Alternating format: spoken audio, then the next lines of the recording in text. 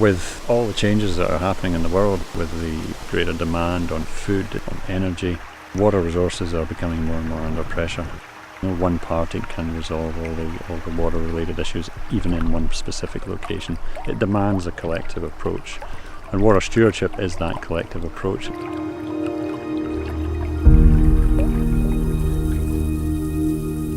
Water stewardship is a number of things. It's being aware of the water you use, understanding and becoming a more efficient water user, but it's also about getting people together who depend on water in a catchment to play an active role in how it's managed. So water stewardship is about companies, about people looking at how they can help other people and other organisations that use water to make sure that leads to the sustainable management of water in that area. Marks & Spencer's, along with Woolworths South Africa, are sponsoring this project, working with WWF and AWS, the Alliance for Water Stewardship Standards. Both of those corporates wanted to work with WWF to ensure that everything that could be done is being done by their farmers, both at the farm scale and at the catchment scale. The history behind this project is that Marks & Spencer's has been working for years on water-related projects, initially very much looking at water efficiency in our own operations, in the factories that supply us with product, and in the farms.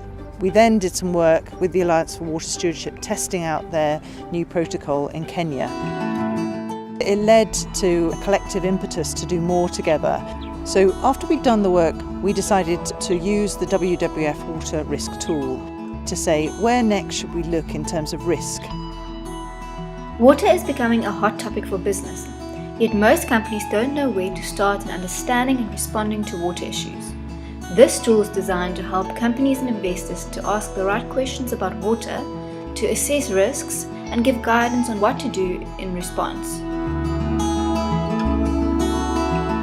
Marks & Spencer's and Woolworths looked at where is the biggest water risk in their supply chain, and that showed the Western Cape, particularly in this area, is a high water risk hotspot.